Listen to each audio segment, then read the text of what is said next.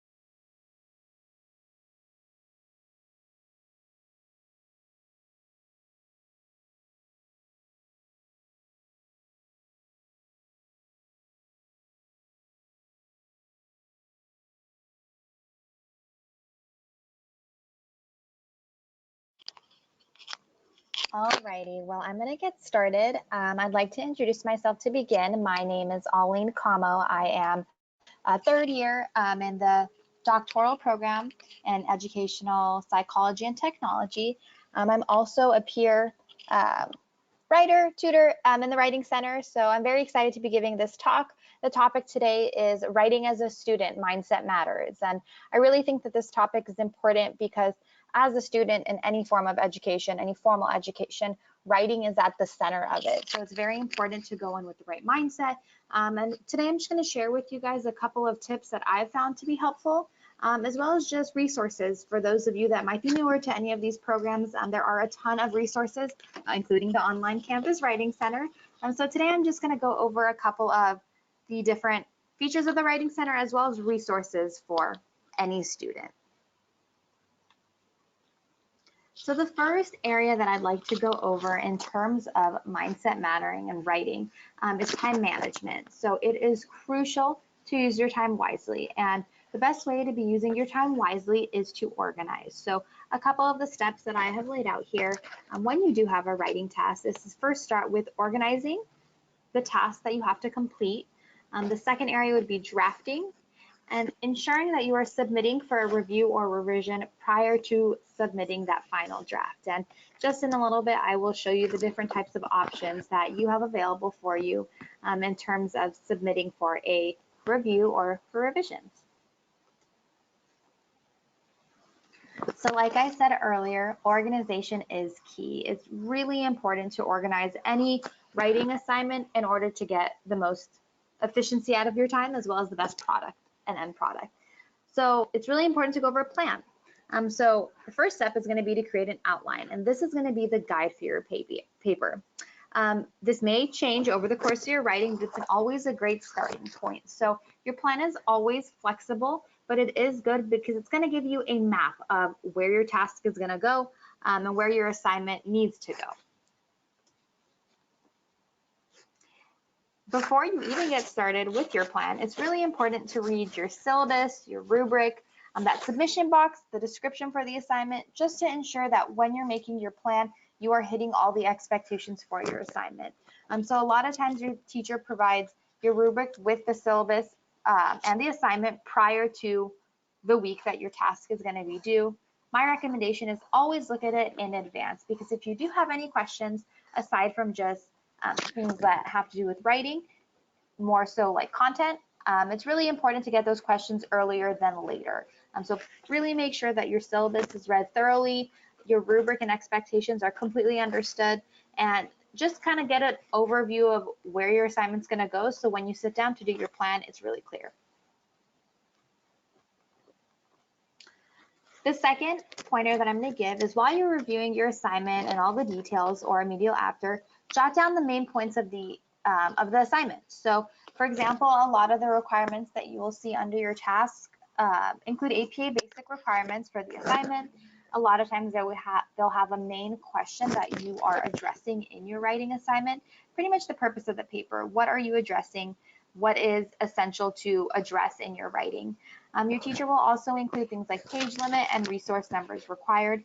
That's also going to be important features for you to include when you are creating a plan for your writing assignment. So once you've identified what the assignment is asking you to do, pick a topic response and then organize your main points for your argument. So I personally really like, depending on the task, either to do this in bullet form. A lot of times I'm a lot more visual, so I make a digital map where I can integrate not only words but also images to help me get a broader idea of what areas I'm going to hit in my paper. Usually, depending on the length of the paper, 4, 5, or 6 main points is enough as main categories, and then you can make subunits if you needed to, if you want a little bit more of a detailed plan, in order for you to have that structure when you move into actually writing. So a good starting point for any research paper is going to be an annotated bibliography. The purpose of an annotated bibliography is to give you an overview of the literature on the topic that you are going to be addressed. It also just allows you access to quick resources. So it's kind of like the brainstorm background before you're actually conducting and writing your paper. So if you look at a dissertation, a lot of times annotated bibliographies are helpful for your literature review. Instead of just going straight in to our online library and looking at all sorts of resources, organizing is also really important. So as a pointer that I would give for annotated bibliographies is title them based on categories. So if you have a huge topic, create subcategories in that annotated bibliography based on topics. So any topic that addresses A would be under page 1, and then so on and so forth, just so that when you are looking to actually write, it's going to be a lot easier to retrieve that literature if it's organized in that fashion rather than just a running list. But regardless, annotated bibliographies are extremely important and useful when it comes to a research paper. So this is just an example as well as some tips when you are writing an annotated bibliography. So the purpose again is to summarize and evaluate the literature that you're reading. A lot of times, and a pointer would be to break down your annotation into 2 paragraphs. So the first paragraph would include a synopsis of what the article is speaking to, and then the second paragraph would be evaluation of the findings. So the methods, strengths, and then the data that supports the research. When you are doing the annotated bibliography, depending on your teacher, usually you're not looking at literature older than 5 to 7 years old. So although sometimes it is crucial to look back if you're looking at learning theories and things of that sort, that's completely okay if you're citing learning theories, original documents, and those dates are older. But as far as literature and research, if you're doing it in a research paper, it is recommended by APA to not go further than 5 to 7 years in that regard. It's also important that when you're reading literature, you're analyzing and seeing if it's relevant to the topic that you are addressing as well. As you do a literature review, you're going to come across articles that might initially seem like they are relevant to your topic, but really getting into an annotated bibliography, it's going to help you distinguish which ones are truly relevant and which ones are not. So this is a sample of what it would look like. You would cite the literature as you would in any APA format at the top, as you can see, followed by your 2 paragraphs, the first being the summary and the second being evaluating those findings.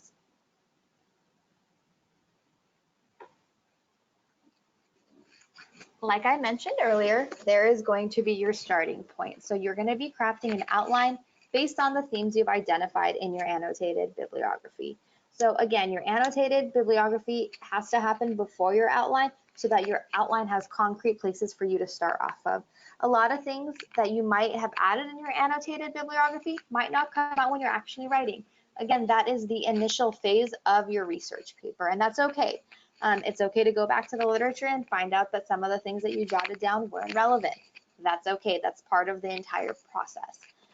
You're also focusing on higher order concerns, so overall organizations and idea development. So once you have your annotated bibliography done and you're creating your outline, you're going to see if those themes that you drew from that bibliography are going to coincide with each other fluidly. So when you are mapping it out, you'll get a better idea and a visual as to if those themes that you drew are relevant to one another, or if you need to go back into the literature and continue that search.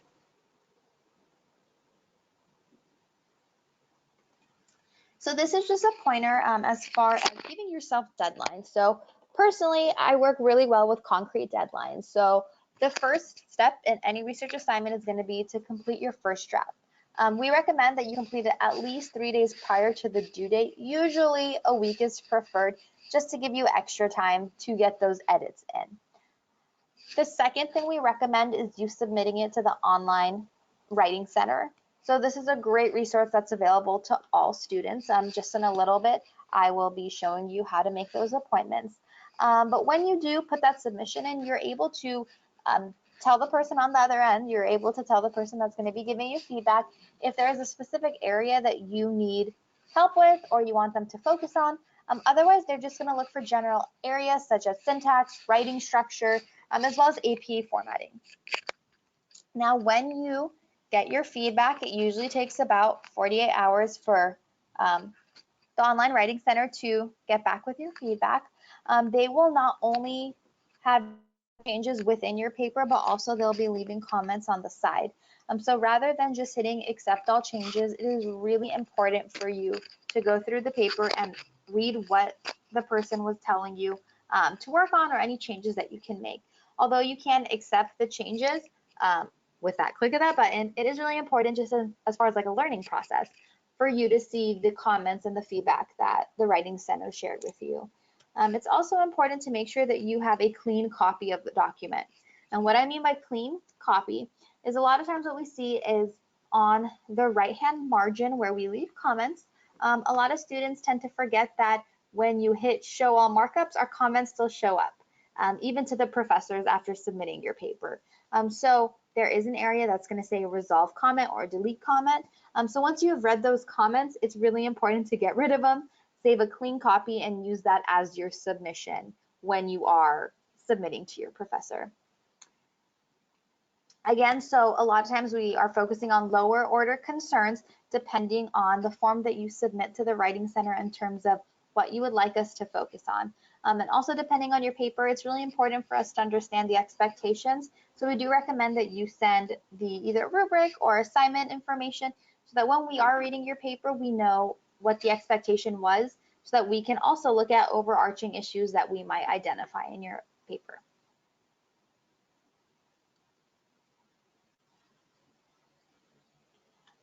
So like I said earlier, this is the way the feedback is going to show up when you are submitting to the Writing Center. So as you see on the left-hand side, you can see that there is a bunch of red text within your text. So that is us making direct changes within your writing. So that could mean something like the order of the words is incorrect and we want to show you how to reword it. That is maybe a vocabulary change or word choice, anything to do with syntax. We usually like to show you a couple of times how to revise, but if we see a consistent issue that keeps coming up in your paper, we'll comment for you to try to implement the comment that we made previously throughout the rest of your paper. So it is in the track changes form. So if you look at the bottom area, this is what I was referring to earlier. So if you hit track changes, that's what we're going to hit. It's going to track the changes that we make on your document and it's going to turn it red. And that's what you're going to see on your end. If you go to that drop down menu, right now it shows all markups. But if you drop down, sometimes it says no markup. So if you get a paperback and it looks like there are no comments on it, go to that drop down area and hit show all markups and that'll show you. That'll also show you the comments that we leave in the margin so that you get the opportunity to accept changes as well as delete comments that we have made as overarching issues or feedback that we have for you. So a lot of times when we leave comments in the margin, it's not directly related to a specific sentence, but it's kind of overall feedback. So if I see a paragraph that needs more detail or needs more explanations, I would comment on the side and give that feedback as an overarching comment for the entire paragraph. So that comment would need to be resolved individually as the student sees that comment. So that comment's going to stay in there until the issue is resolved from the student's end.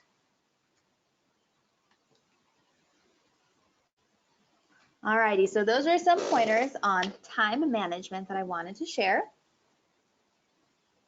Jumping into resources available for all our students, which have been absolutely incredible. So the first one is the Online Campus Writing Center.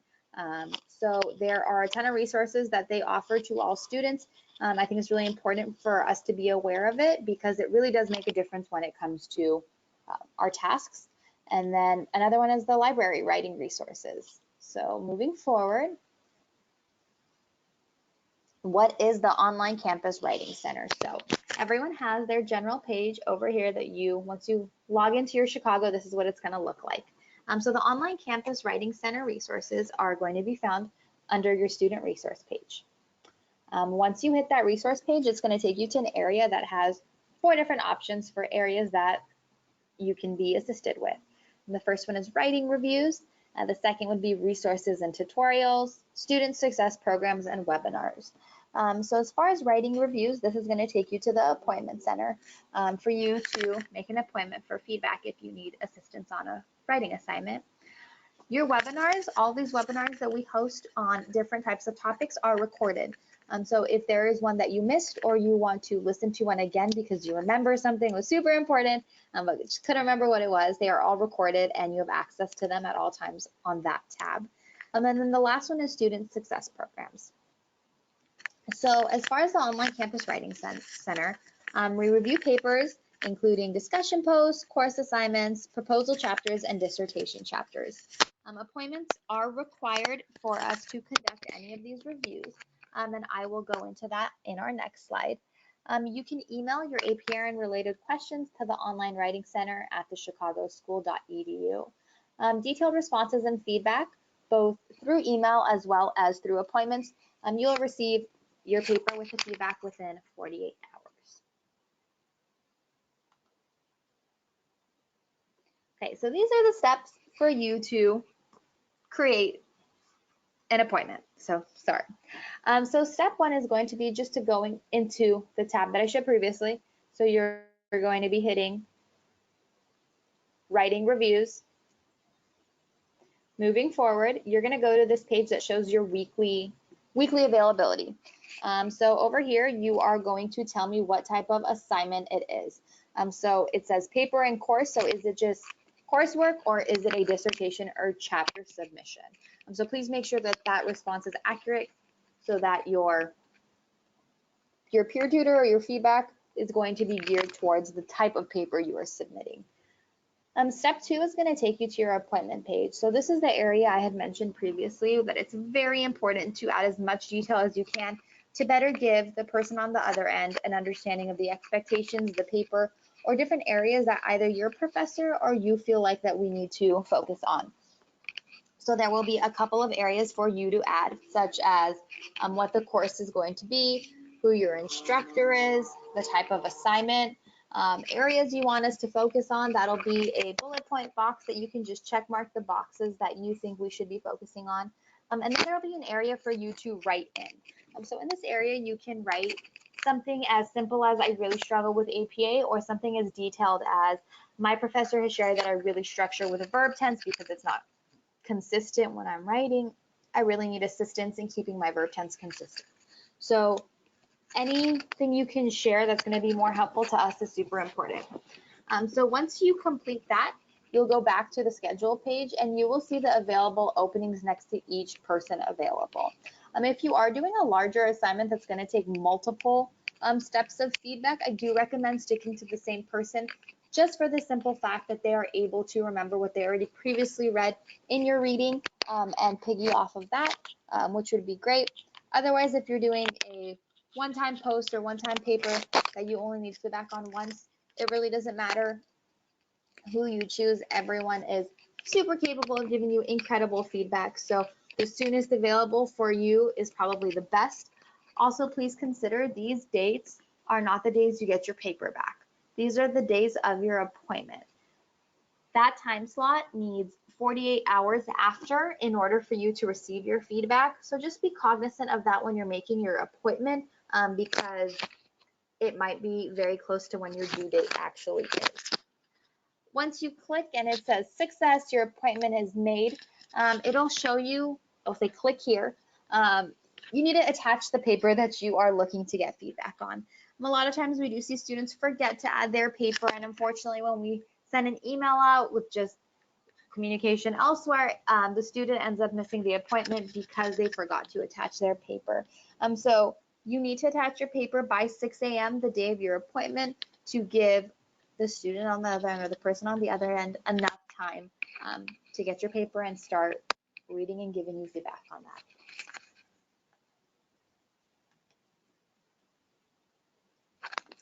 So as far as the library and library support, when you log in to the library, you will see a chat box, pretty similar to AIM. I'm sure all of us are pretty familiar with it, to chat with a librarian for any sort of assistance. The more you use the library, the more comfortable you're going to be with it. A lot of times when you are searching, you need to be cognizant of the words that you are using and the order in which the words you are using. Sometimes simply switching the order of your words does the trick, and different articles will come out. So it's really important to give yourself a learning curve and just explore the different ways to search the same areas. So on the left-hand column is what the different types of formats of articles are going to be. So sometimes depending on your professor, they might require peer-reviewed most of the time. So underneath articles, you will see peer-reviewed. So I usually always check that box over there. As far as theses and dissertations, once you get into that dissertation process, it's going to be important to look at other dissertations similar to your topic and different, just to get you a better idea of structure and what the expectations are going to be. So again, right now it's checked on all formats, but please make sure that when you are using the library, if you are doing a research paper, you are going to peer review articles. Also, at the top, you do have the option of looking at books. So sometimes that we have access to digital books. So if you are looking for a particular book, make sure that you are hitting the type of context that you want, being the book. Again, I touched on the different ways to search terms and the orders in which you're going to be searching for terms. So that's really important. So make sure you're practicing different ways of searching in order to get the best results. And those are your writing resources that are offered. As far as just being the first person to have to go through the situation, I think it's really important to openly discuss being the first person in this situation and understanding that you have resources readily available for you, and there's a community behind you ready to support you through this process. So again, there is a lot of pressure to do well, and that's completely understandable. But with that pressure, there is a lot of people here supporting you all and rooting you on. And so I think it's really important to make connections and make resources, and just get in touch with those people that are here to support you through that process. With being the first, it's a lot of self-teaching. It is very difficult to be the first one trying something. A lot of times online education, being 21st century, it is new, right? So there is a learning curve when it comes to using these different technologies, maneuvering Canvas, understanding how to turn your notifications on. Really, everything that you're teaching yourself is endless. So it is really important to give yourself that leeway because you are self-teaching yourself. But again, I can't reiterate enough, there is resources for you and everyone really is willing to help. So if there are any general questions, you can also reach out to the Writing Center as well as your program director.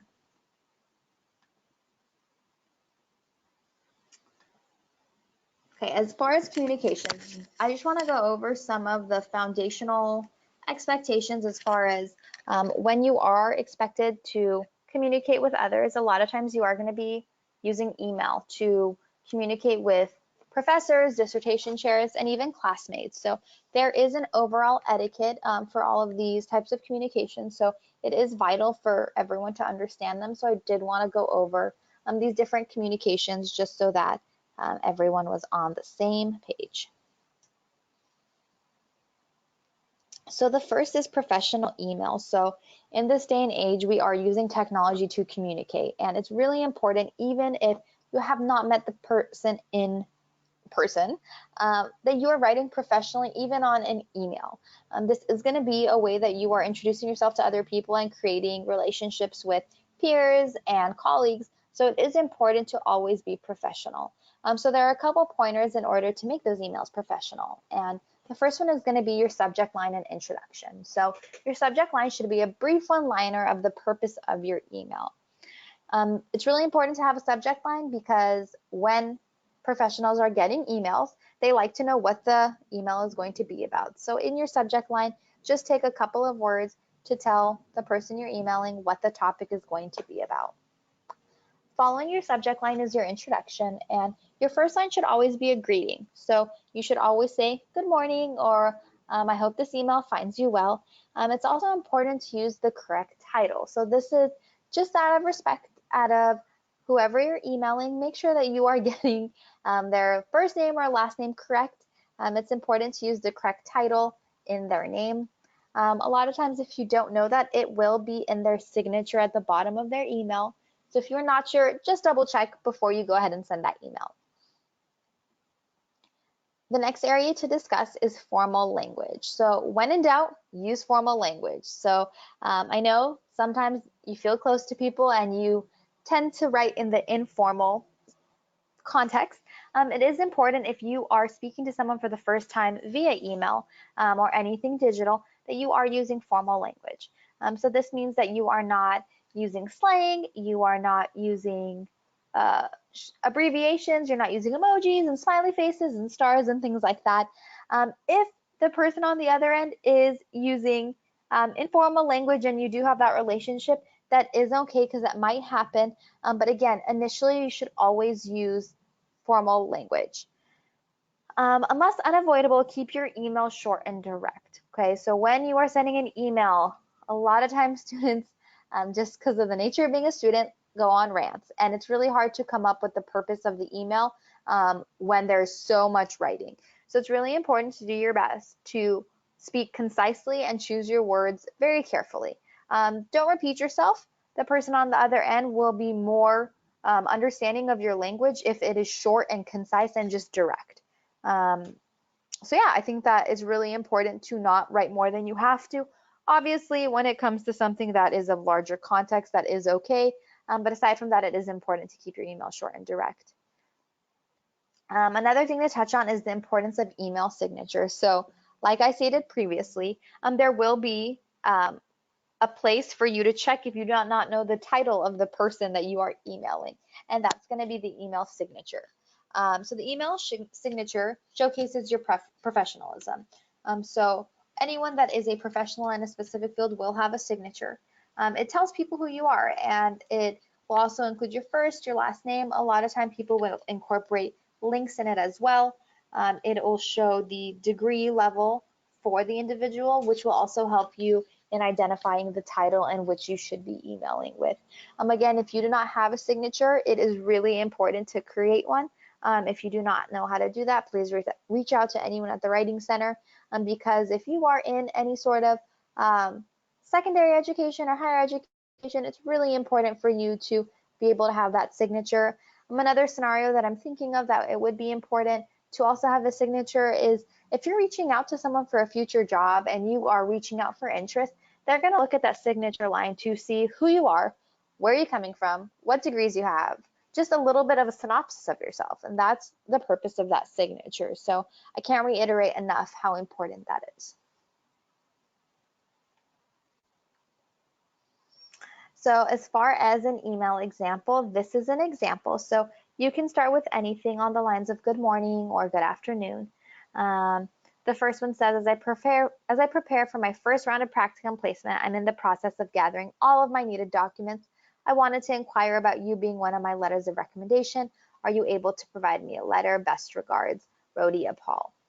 So again, asking questions, not demanding, starting with a greeting, ending with your signature, and with that best regards is great. And the second example is something a little bit similar on a different topic. So good afternoon, Dr. Paul. Thank you so much for helping me with this process.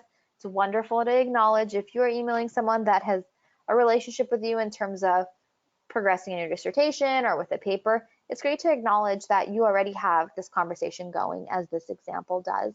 I'm most interested in the forensic affiliated site options, as they align well with my career aspirations. I've attached information on my top 5 site choices, current resume, and a personal statement.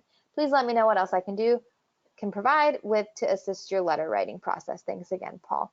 So this is a response to, again, the initial one. So if your professor does say yes to writing you a letter, responding with a thank you and just being grateful for that opportunity is always a great gesture, and building that professionalism as well as that relationship between you and that person.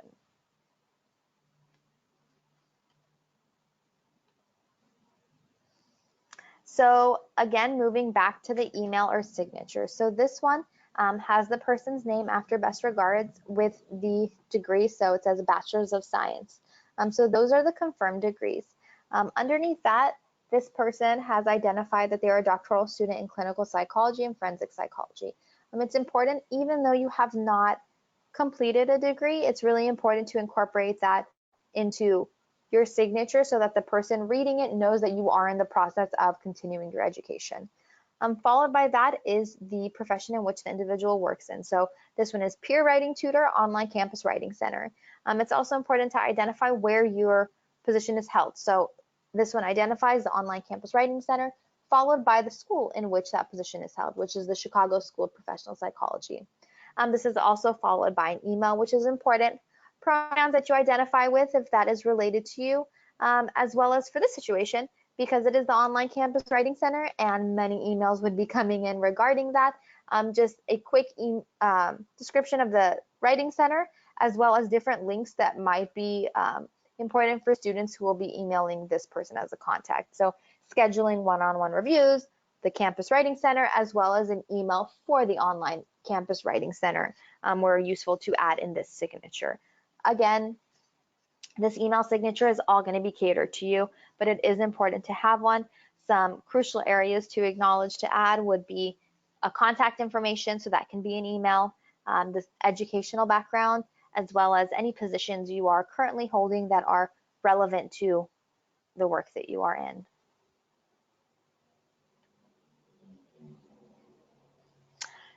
Moving into discussion boards, so we all have them. They're all requirements in our courses. So when it comes to discussion boards, it is important to read your syllabus for requirements of your discussion points. With that, it is important to be participating over multiple days. So as a TA in multiple of the doctoral classes, a couple of the things that I usually see is students do not participate for the required amount of days. And again, it has varied from course to course, but it is important for you to be reading that syllabus in order for you to understand the expectation. Most of the classes will require you to participate over 3 days. and require it on Thursday and Friday, but again, that does vary, so it is important to be reading your syllabus for those expectations. While you are conducting your discussion post, it is important to maintain formal language at all times. You should not be abbreviating or using quote unquote text language when you are conducting those discussion posts because they are a formal discussion. They should be research-based and educational-based. Although you are incorporating your opinions in many of those discussions, it is important to stay formal because again, this is reflecting the process of being in the programs that you're in. It's not a texting conversation. This is still an academic-based task, which is your discussion. So please make sure that you are maintaining formal language. The next pointer is always include citations when necessary. When in doubt, add a citation because it is important to follow up each of your claims with that citation.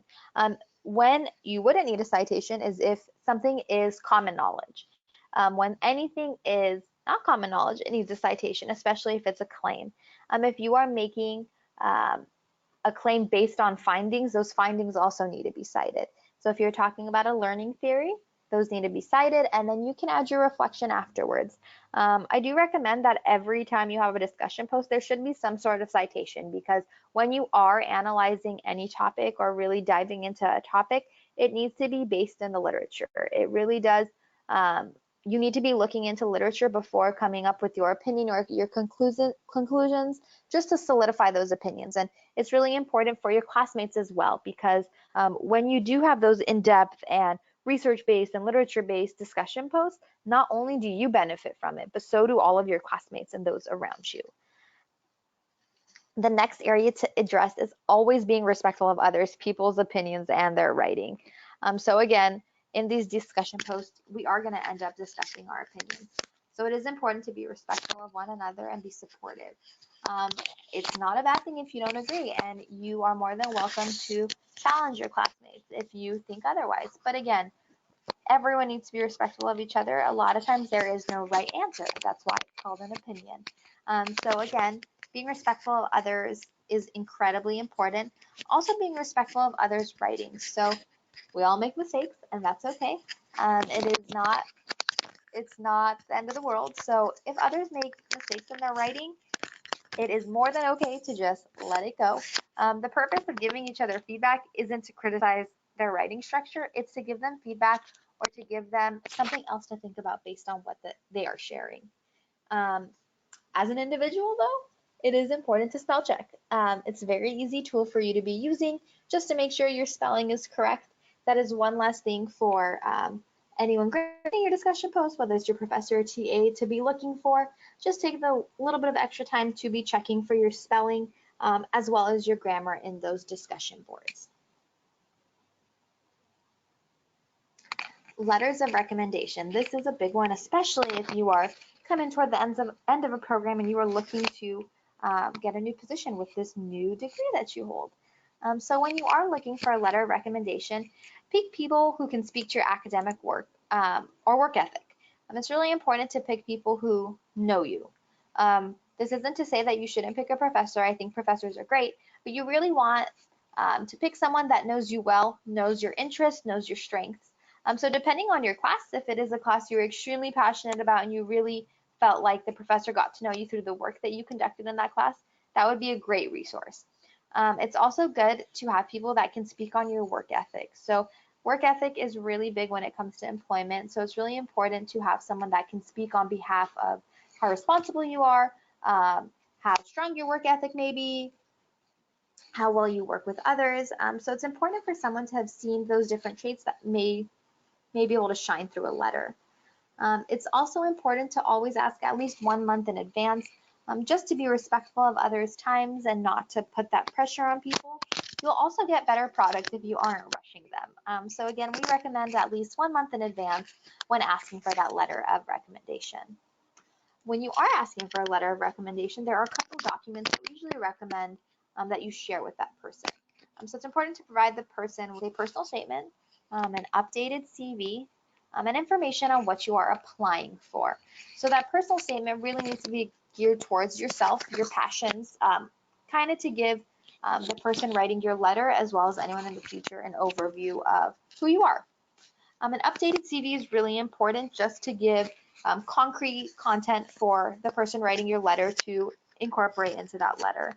And also information on what you're applying for. So although someone can write an excellent letter speaking on how wonderful you are, usually the letter recommendation needs to be geared towards what you're applying for. So it's really important to share that information with the person that is going to be writing for you. It's always important to proofread before submitting. It's very, very important. So again, stated earlier, everyone makes mistakes. So it's really important for you also to proofread before submitting. Just a couple of things you should always be looking for. The first one is the date, because when you are submitting for a job or a position or another program, you are going to have it, I think it's 2 years depending on the program, is like a rule of thumb. It shouldn't be older than 2 years old, and they will not accept it if it is not dated. So please make sure there is a date on it. It also needs a signature. So a lot of programs or jobs don't accept digital signatures, so it needs to be printed, signed, and scanned. Another thing is, please make sure there is a letterhead on it so that the person receiving this letter can identify who the person is that is writing this letter, as well as any affiliated schools or programs that they are accompanied by. Now, this all may sound like a lot, so we do have resources like I have been mentioning in order to support you through this process. So in this resource category, there are different things such as resume, CV, cover letters, interviews, just pointers in those different areas. There's also a job search feature to help you look in that area if you would like to, as well as international students and alumni support. This is really important when you're talking about building that future community with these groups of people.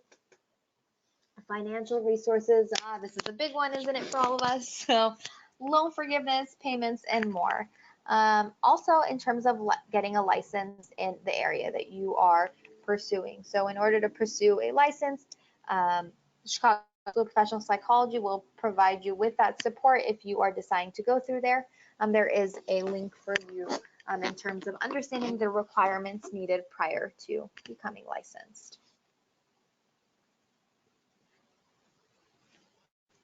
Aside from that support, we also have the student support for counselors. Also under student services, this is also where the Writing Center resources were. So student support counseling, this is available to all students as they work to successfully complete their academic progress. They can help with general questions, course selections and registration, student progress, any concerns with your courses, graduation requirements, Canvas. They're pretty much there for any question you may have. If you don't know where to go with the question you have, go to the student support service area first, ask them, and they'll probably gear you towards the right answer if they don't have the right answer themselves. So again, they are kind of like a one-stop shop. They can answer a lot of those general questions. You can email them. The email is provided right below, as well as give them a call if you would like to just talk to them. This is just a bullet pointed list of all the different areas that they can support you with. So if you're interested in adding or dropping a class, if you are interested in access to general questions, link for technology support, time management support, connecting students with other resources like IRB or veteran and military support and programming, this is the place to find that resource.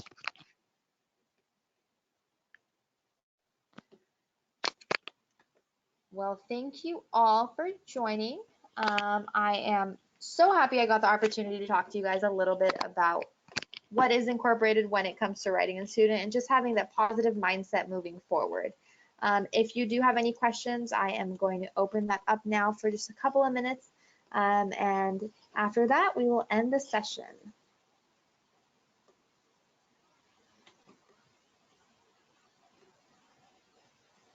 Oh, so wonderful question. Sorry if I pronounced the name incorrectly. So Phyllis asked, how does one truly differentiate between what is common knowledge? That is a phenomenal question. So when I do any research papers, when I think of common knowledge, I think of something that I didn't have to learn in school to know. So if I was writing about things that are important to eat in my daily intake, water. I have to drink water every day. It's something that I already knew. I didn't have to research it to know. Things that are more research-based, anything that has to do with learning theories, anything that is a claim that is based on research needs to be stated. Because anything that is a fact that has been proven has been researched and has literature on it. Again, so does drinking water every day. But if I was saying it as a statement, like it's important to drink water every day, that would be common knowledge because I didn't need research for that. But if I'm looking into anything that is a claim, if you are looking to respond to a hypothesis or you're looking into literature where you are collecting data and you are making any claims in a lit review, those need to be cited. So again, depending on your paper, this would be a lot more clear. If you were looking at a literature review, everything would be cited. So nothing in a literature review would be common knowledge. When I stated common knowledge, I'm gearing more towards if your paper asks for a reflection or if your paper asks for your thoughts on a matter. So you would state the topic that your professor is addressing, and then you would turn that into the common knowledge that you have in that area, which those would not need to be cited.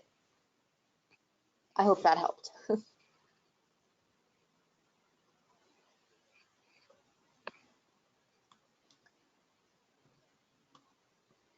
That was a really good question. Does anyone else have any questions I'm happy to address?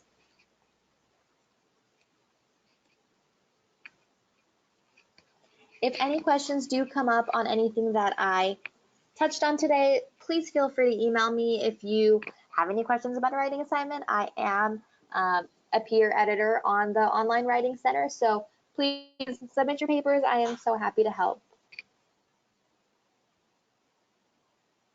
Thank you all so much for participating, and I look forward to our next webinar.